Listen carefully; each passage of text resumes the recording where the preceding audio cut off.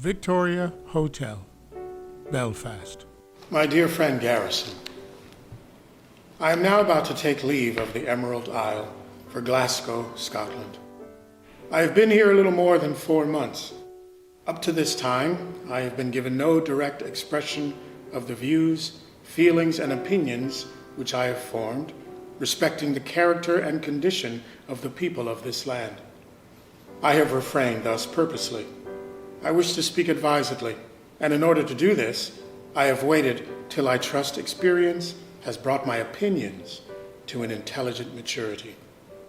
I have been thus thankful, not because I think what I may say will have much effect in shaping the opinions of the world, but because whatever of influence I may possess, whether little or much, I wish it to go in the right direction and according to truth.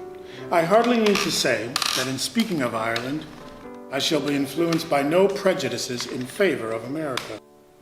I think my circumstances all forbid that.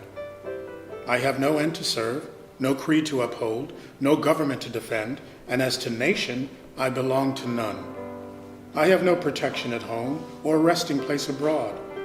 The land of my birth welcomes me to her shores only as a slave, and spurns with contempt the idea of treating me differently, so that I am an outcast from the society of my childhood and an outlaw in the land of my birth. I am a stranger with thee and a sojourner, as all my fathers were. That men should be patriotic is to me perfectly natural, and as a philosophical fact, I am able to give it an intellectual recognition, but no further can I go. If ever I had any patriotism or any capacity for the feeling, it was whipped out of me long since by the lash of the American soul drivers.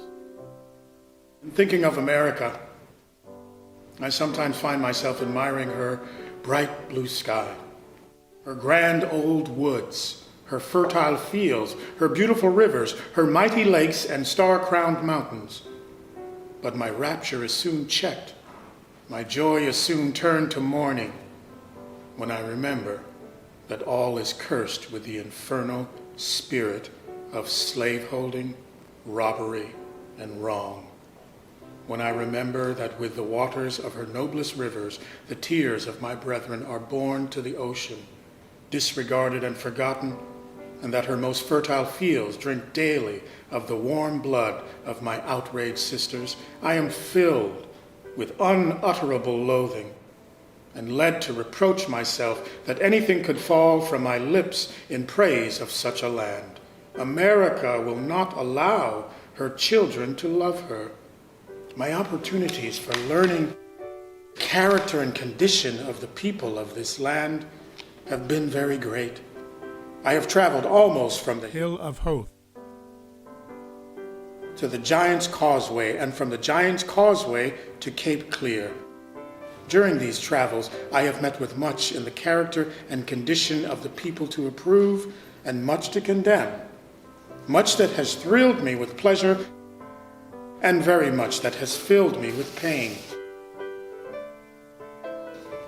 I will not in this letter attempt to give any description of those scenes which have given me pain. This I will do hereafter.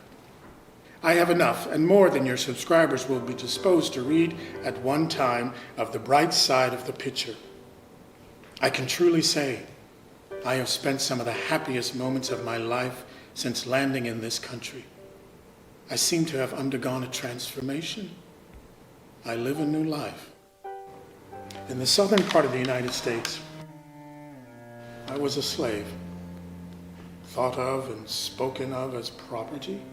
In the northern states, a fugitive slave, liable to be hunted at any moment like a felon, and to be hurried into the terrible jaws of slavery, doomed by an inveterate prejudice against color to insult and outrage in every hand. Massachusetts, out of the question, denied the privileges and courtesies common to others in the use of the most humble of conveyances, shut out from the cabins on steamboats, refused admission to respectable hotels, caricatured, scorned, scoffed, mocked, and maltreated with impunity by anyone, no matter how black his heart, so he has a white skin. Oh.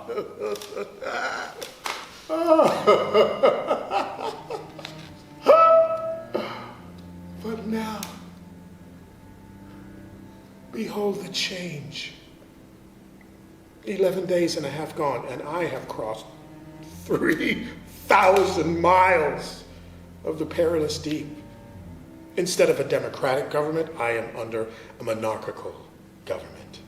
Instead of the bright blue sky of America, I am covered with the soft gray fog of the Emerald Isle. I breathe, and lo, the chattel becomes a man. I gaze around in vain for one who will question my equal humanity, claim me as his slave, or offer me an insult. I employ a cab. I am seated beside white people. I reach the hotel. I enter the same door. I am shown into the same parlor. I dine at the same table, and no one is offended. No delicate nose grows deformed in my presence. I have no difficulty here in obtaining admission into any place of worship, instruction, or amusement on equal terms with people as white as any I ever saw in the United States. I meet nothing to remind me of my complexion. I find myself regarded and treated at every turn with the kindness and deference paid to white people. When I go to church, I am met by no upturned nose and scorned lip to tell me we don't allow niggers here.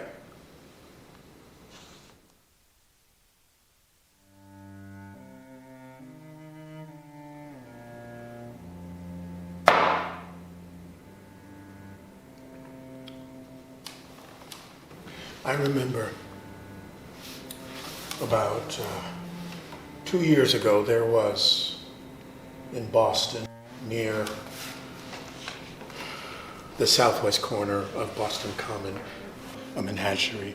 I had long desired to see such a collection, as I understood were being exhibited there. Never having had an opportunity while a slave, I resolved to seize this, my first since my escape.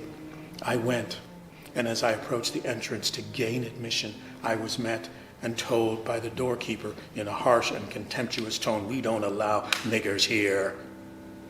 I also remember attending a revival meeting in the Reverend Henry Jackson's meeting house at New Bedford, and going up the broad aisle to find a seat, I was met by a good deacon who told me in a pious tone, "We don't allow niggers here." Soon after my arrival in New Bedford from the South, I had a strong desire to attend the Lyceum, but was told, "We don't allow niggers here."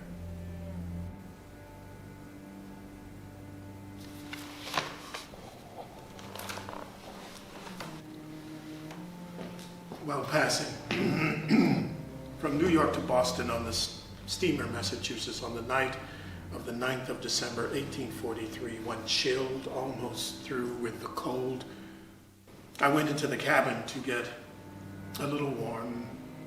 I was soon touched upon the shoulder and told,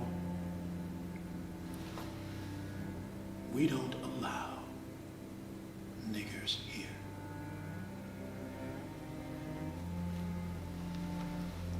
On arriving in Boston from an anti-slavery tour, hungry and tired, I went into an eating house near my friend Mr. Campbell's to get some refreshments.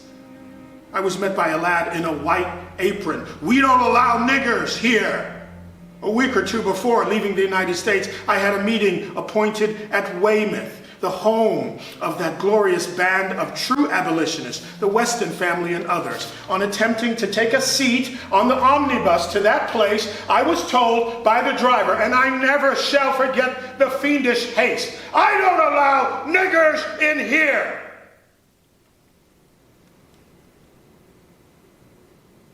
Thank heaven for the respite I now enjoy.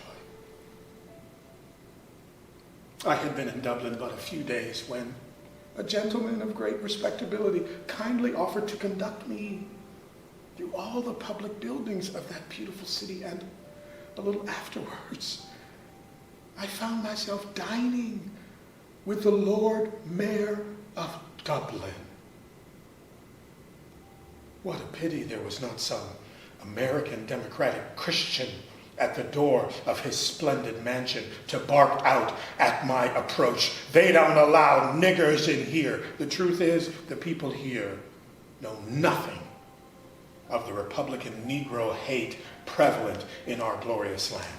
They measure and esteem men according to their moral and intellectual worth, not according to the color of their skin.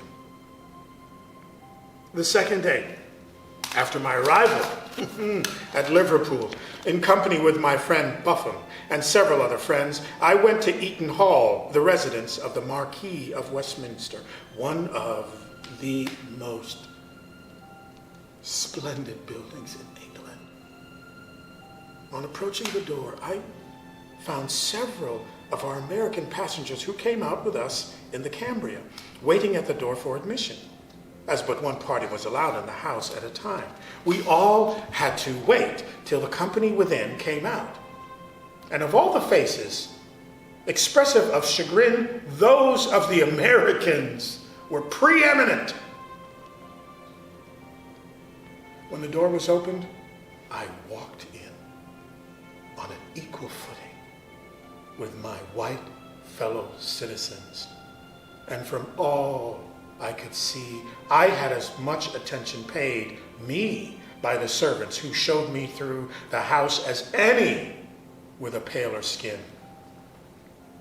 As I walked through the building, the statuary did not fall.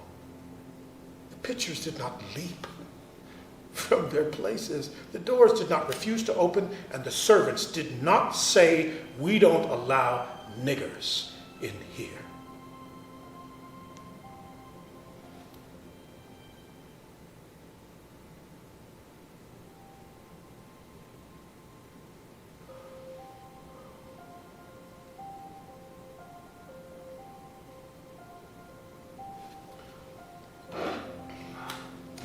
A Happy New Year to you and to all the friends of freedom. Excuse this imperfect scrawl, and believe me to be ever and always yours, Frederick Douglass.